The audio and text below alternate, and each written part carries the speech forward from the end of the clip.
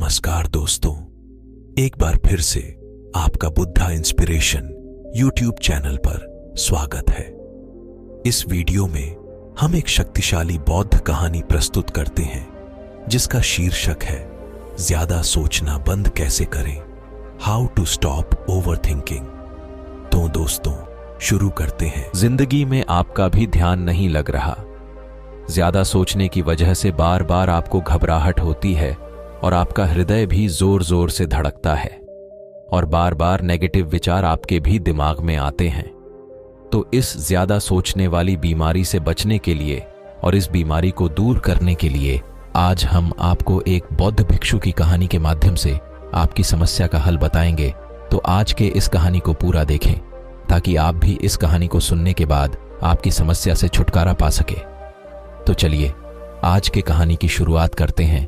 एक बार चीन के एक हिस्से में बहुत बड़ा मठ था जहां लगभग 500 भिक्षु रहते थे। वो सभी अपने गुरु के मार्गदर्शन में खुद को जानने का अभ्यास कर रहे थे। एक दिन एक लड़का उस मठ में शिष्य बनने के लिए आया। उसने मास्टर से कहा, मास्टर, मैं खुद को जानना चाहता हूं, मैं सच की तलाश कर रहा हूं, मैं पता लगाना चाहता हूं कि सच क्या है। मास्टर ने उसकी ओर देखा और कहा कि अगर तुम सच जानना चाहते हो तो तुम्हें अपना पूरा जीवन दांव पर लगाना होगा। सच को जानने में तुम्हारा पूरा जीवन लग सकता है, फिर भी इस बात की गारंटी नहीं है कि तुम्हें इस जीवन काल में सच का पता लगेगा या नहीं। क्या तुम इसके लिए तैयार हो? शिष्य ने कहा। मास्टर, मैं यहां पीछे मुड़ने के लिए नहीं आया हूं, मैं इसके लिए तैयार हूं, गुरु ने कहा। अगर ऐसा है तुम एक काम करो, इस मठ में 500 भिक्षु हैं, तुम उनके लिए चावल कूटने का काम करो। बस सुबह से शाम तक चावल कूटने का ही काम करो और जब तुम थक जाओ तो सोने चले जाओ। फिर अगली सुबह उठकर चावल को कूटना शुरू कर दो। इसके अलावा कुछ और मत करना, किसी और चीज के बारे में मत सोचना। बस इस रास्ते पर चलते रहना और दोबारा मेरे पास मत आना। जरूरत पड़ने पर मैं खुद तुम्हारे पास आऊंगा।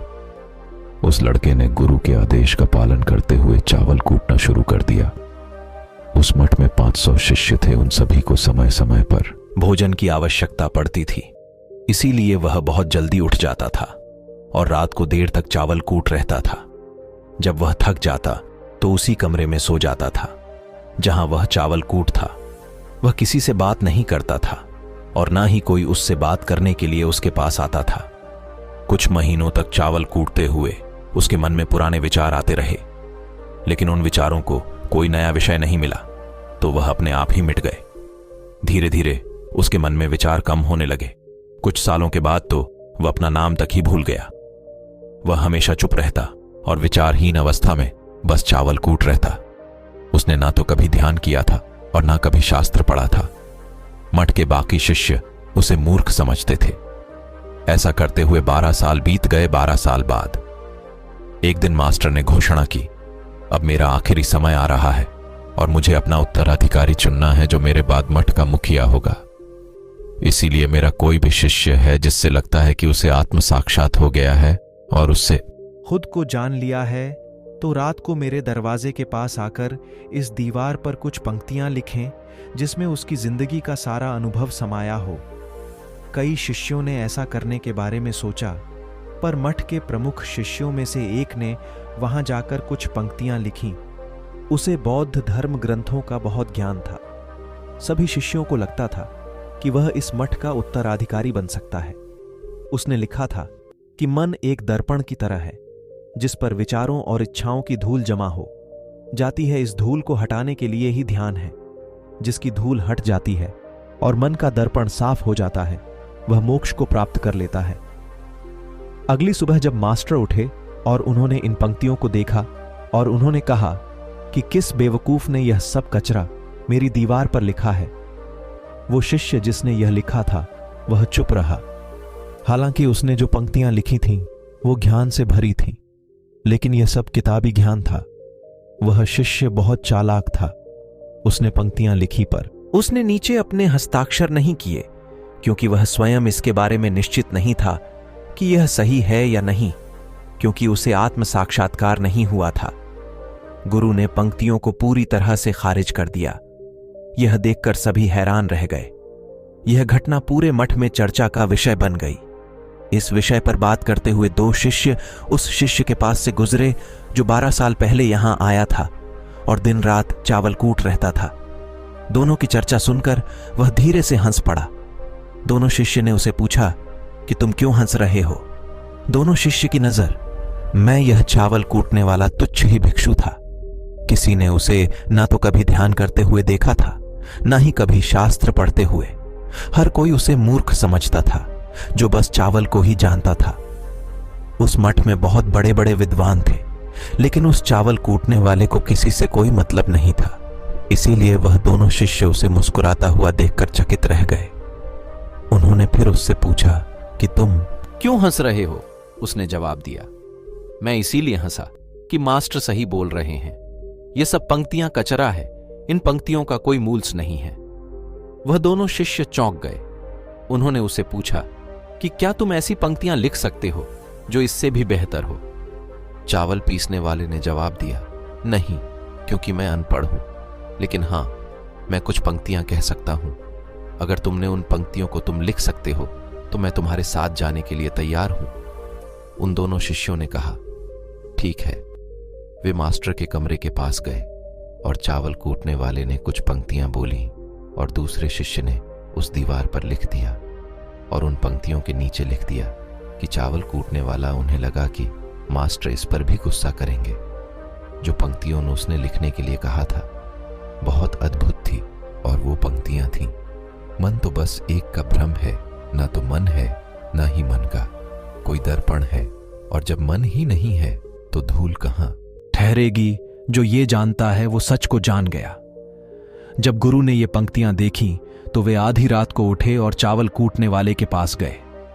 वह सो रहा था। मास्टर ने उसे जगाया और कहा कि ये लो, मेरी छड़ी और मेरे वस्त्र ले लो। आज से तुम मेरे उत्तराधिकारी हो, लेकिन इस मठ को छोड़कर कहीं दूर चले जाओ, क्योंकि इस मठ में बहुत सारे विद्वान हैं जो खुद को तुमसे ज्यादा श्रेष्ठ मानते हैं और वो तुम्हें मार देंगे। वो इस बात को बर्दाश्त नहीं कर सकते कि एक साधारण सा चावल कूटने वाला उनसे ज्यादा विद्वान निकला। तुम्हें वह सारा ज्ञान हो गया है जो मुझे है। तुम्हें यह सारा ज्ञान चावल कूटते कूटते हुआ है, और मुझे पता है कि तुम जहां भी जाओगे लोग तुम्हारे पास आने लगेंगे, क्योंकि जब कोई फूल खिलता है तो उसकी महक हर तरफ फैलने लगती है। उसने अपने गुरु के पैर छुए और रात को ही वहां से चला गया। अगर हम अपनी जिंदगी में देखें तो पाएंगे बहुत से लोग सोचते हैं कि ध्यान केवल एक ही जगह बैठकर आंखें बंद कर कर ही किया जा सकता है, लेकिन हकीकत में ऐसा नहीं है। ध्यान तो चलते चलते भी किया जा सकता है। अपना कुछ काम करते हुए भी ध्यान किया जा सकता है। असल में ध्यान का मतलब यह है कि आप जो भी काम कर रहे हैं उसे अपनी शिद्दत से करें कि आपको आपके शरीर का ख्याल भी ना रहे। बिल्कुल उस चावल पीसने वाले की तरह जो चावल कूटने में इतना मग्न हो गया कि उसको खुद का कोई ख्याल ही नहीं रहा। उसने चावल कूटते हुए ही उसने आत्म साक्षात्कार प्राप्त कर लिया। हर समय वर्तमान में रहना और कुछ नहीं सोचना। मन तब तक ही है जब तक विचार है। जब विचार ही नहीं रहेंगे तो मन भी गायब हो जाएगा। जब मन ही नहीं रहेगा तभी तुम अपने आप को अच्छे से जान पाओगे। असल में हमें अपने वास्तविक रूप को जानने के लिए कोई अन्य साधना करने की आवश्यकता नहीं है। हम जो कुछ भी कर रहे हैं बस उसमें हमें पूरी तरह से खो जाने की जरूरत है। अपने काम में इस कदर से लीन हो जाओ कि आपका काम भी ध्यान बन जाए। ज्यादा सोचने वाले लोगों के लिए दूसरी रहस्यमयी कहानी अब हम आपको बताएंगे, तो चलिए कहानी की शुरुआत करते हैं। एक गांव में एक आदमी रहता था जो ताले तोड़ने के मामले में एक्सपर्ट था, यानी कि जहां कहीं भी ताले तोड़ने की बात आती थी या लॉक को खोलने की बात आती थी तो उसका नाम सबसे पहले लिया जाता था। एक दिन कुछ समझदार लोगों ने उसकी परीक्षा लेनी चाहिए और उसको बता दिया गया कि आपको इस तारीख को आना है और ताले को तोड़ना है। जब वह समय के अनुसार तय दिनांक को वहां पहुंच गया तो उसको प्रतियोगिता के नियम समझा दिए गए। आपको एक बॉक्स में बिठा दिया जाएगा और उस बॉक्स को पानी में उतार दिया जाएगा। आपको ताला खोलकर बाहर आना होगा। इस बीच आपको लगता है कि लॉक आपसे नहीं खुल पाएगा तो आप इमरजेंसी बटन को दबा सकते हैं और ऊपर आ सकते हैं। लेकिन आप प्रतियोगिता में हार जाएंगे। उसने सभी नियमों की हां कर दी और पानी में चला गया। जैसे ही वह पानी में पहुंचा तो उसने जेब में से एक तार निकाला और लॉक को खोलने की कोशिश करने लगा। 4 से 5 बार कोशिश करने के बाद वह बार बार विफल हो रहा था, लेकिन उसे लॉक नहीं खुल रहा था। अब ज्यादा समय तक पानी में रहना उसके लिए और भी मुश्किल था, क्योंकि सांस रोकना आसान नहीं था। फाइनली उसने अपना पूरा दिमाग लगाया और एक बार अंतिम प्रयास किया। वह विफल हुआ और उसने इमरजेंसी बटन दबा दिया। धीरे धीरे ऊपर आने लगा। पानी के ऊपर आए बॉक्स को बाहर निकाला गया और हल्का सा धक्का देकर खोला गया। वह अचंभित हो गया कि एक बार भी मेरे दिमाग में यह ख्याल क्यों नहीं आया कि मैं इसको धक्का देकर खोलूं। हो सकता है कि यह लॉक ही ना हो तो यही होता है। जब हम भी बहुत ज्यादा सोचते हैं तो इसका खामियाजा हमें भुगतना पड़ता है। कभी कभी ना सोचने से भी जवाब मिल जाता है। इसलिए किसी ने कहा है कि जो कुछ नहीं करते वह कमाल करते हैं। जी हां दोस्तों, यह बात बिल्कुल सही है। कभी कभी दिमाग को जब हम शांत रखते हैं और ठंडे दिमाग से सोचने की कोशिश करते हैं तो हमें बेहतर समाधान मिल जाता है। अब हम आपको बताएंगे कि ज्यादा सोचने की यह बीमारी के मुख्य कारण क्या है, जिससे आपको ज्यादा सोचने की बीमारी हो जाती है। अत्यधिक सोच के कुछ मुख्य कारण। पहला कारण, वर्तमान से ज्यादा भूतकाल या भविष्य के बारे में ज्यादा चिंता करना।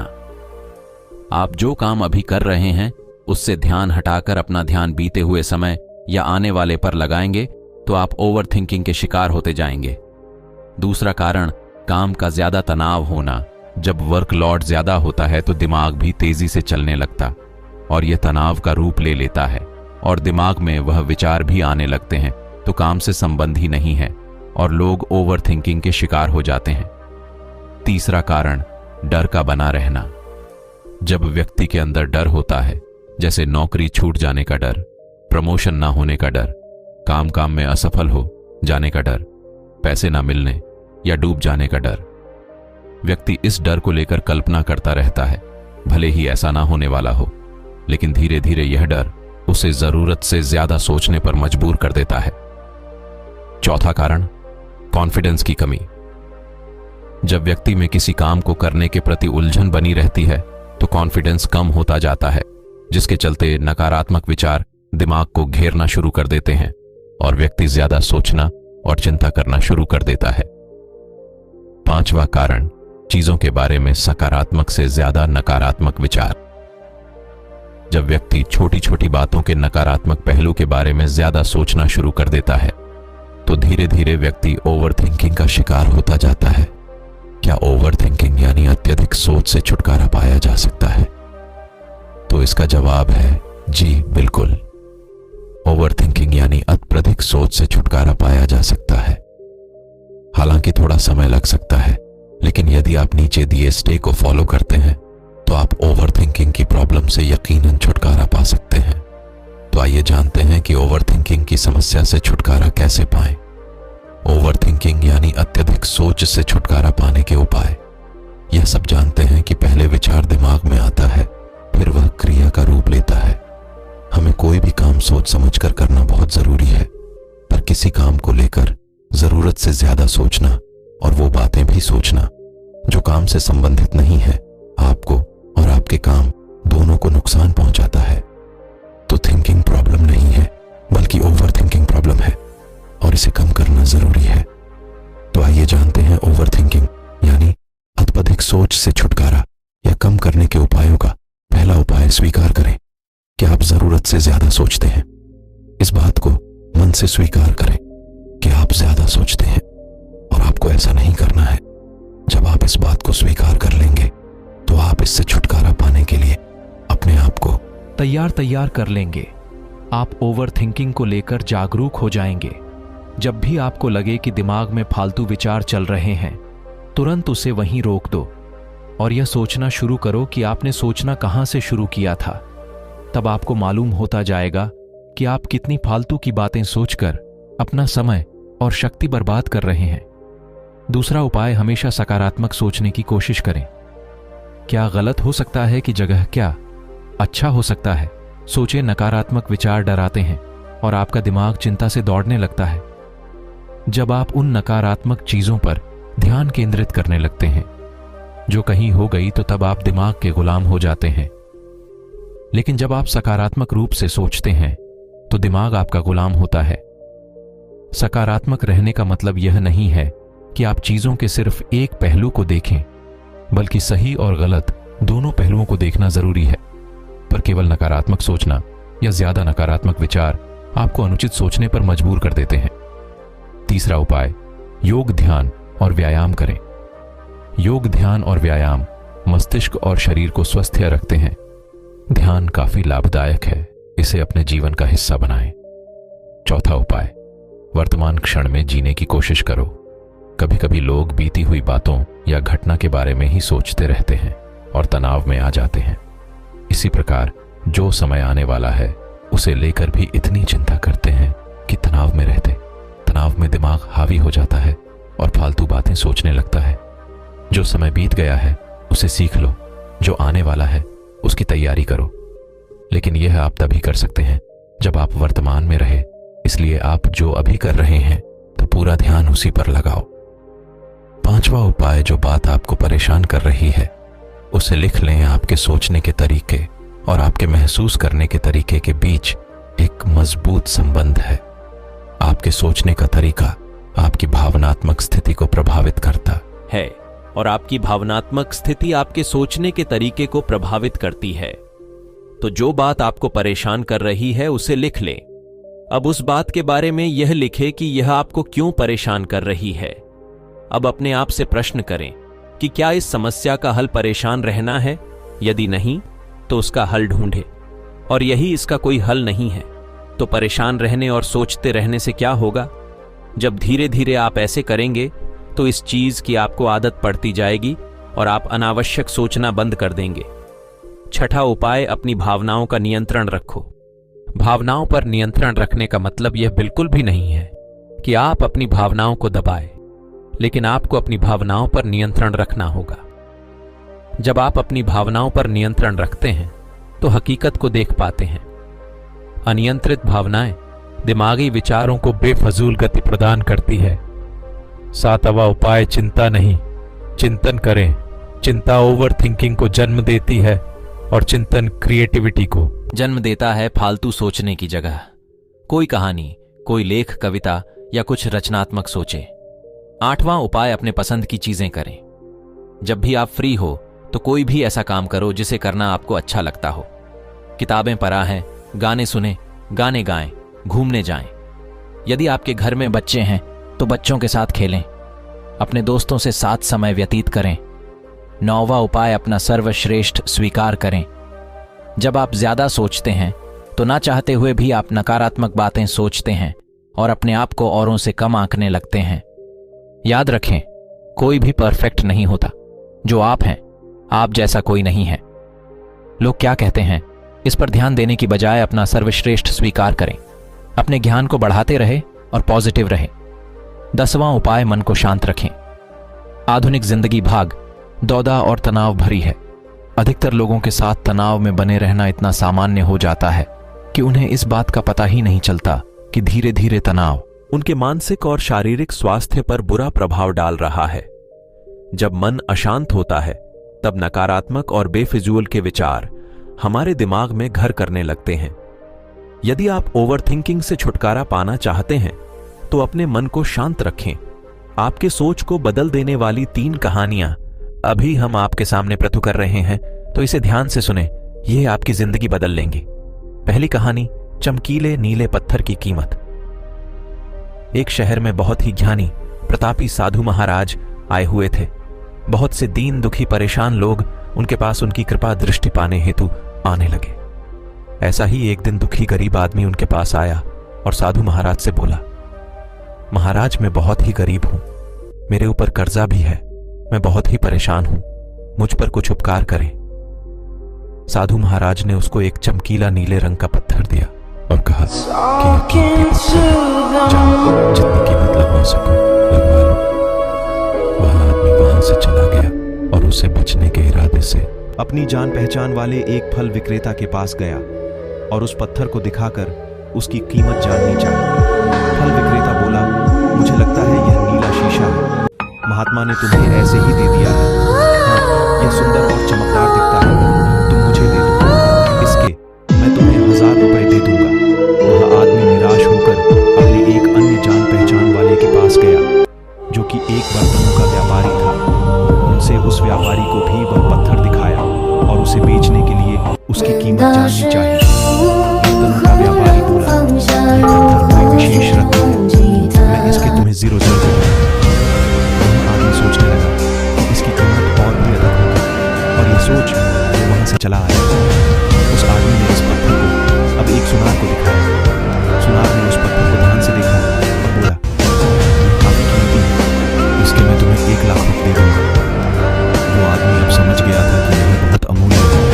उसने सोचा, क्यों ना मैं इसे हीरे के व्यापारी को दिखाऊं। ये सोच वो शहर के सबसे बड़े हीरे के व्यापारी के पास गया।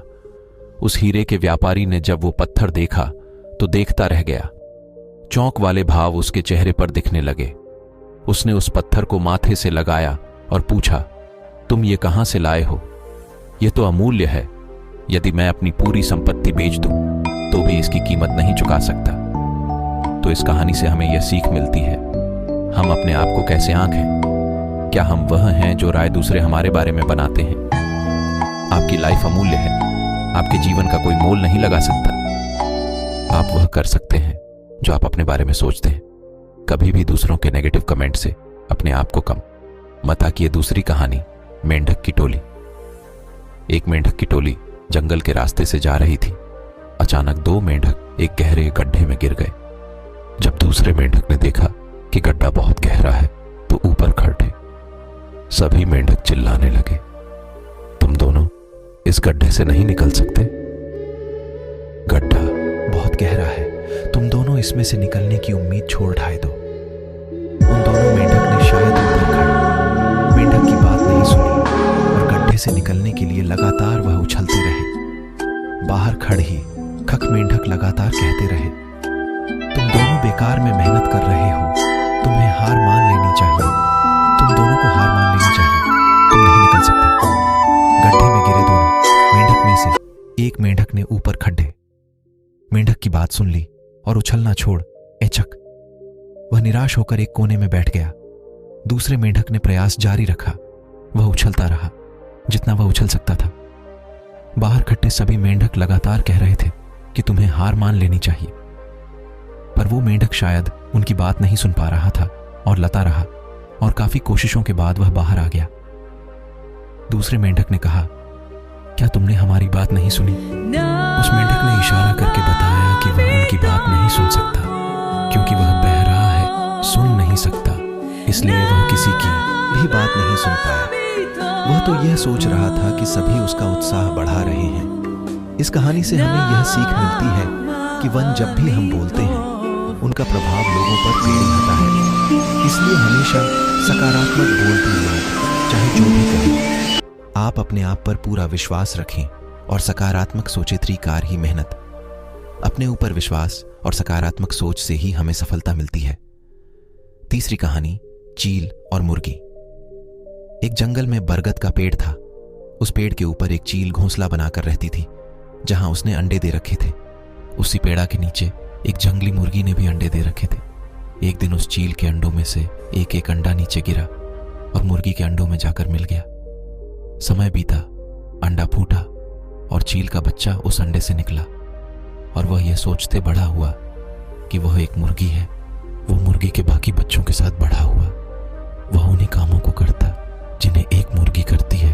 वो मुर्गी की तरह ही कुड्डू कुड्डा आता, जमीन खोदकर दाने चुगता और वो इतना ही ऊंचा उधर डाक पाता जितना कि एक मुर्गी उड़ डाकती है। एक दिन उसने आसमान में एक चील को देखा जो बड़ी शान से उद्दत रही थी।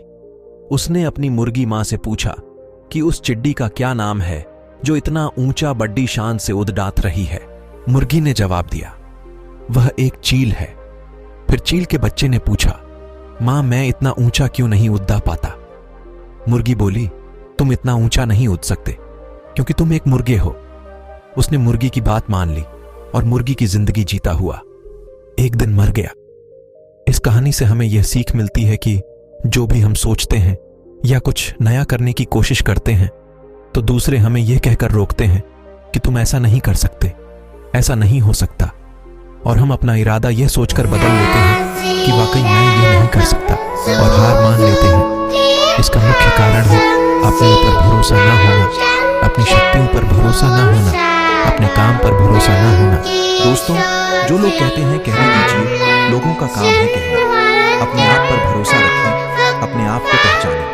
दोस्तों, अगर जीत निश्चित हो तो कायर भी ऐसी बहादुर हो जो हार निश्चित हो, फिर भी मैदान में छूटे। उम्मीद करता हूं कि आपको अपनी कहानियों से अपनी सोच को बदलने की मदद और आपको ज्यादा सोचने वाली समस्या से छुटकारा पाने के उपाय इस वीडियो के माध्यम से आपको मिलेंगे। इस वीडियो से आपको कुछ सीखने को मिला हो तो इस वीडियो को अपने दोस्तों के साथ जितना हो सके उतना शेयर कीजिए और इस वीडियो को एक लाइक कीजिए और हमारे चैनल को सब्सक्राइब कीजिए। इस वीडियो को देखने के लिए आपका बहुत बहुत धन्यवाद।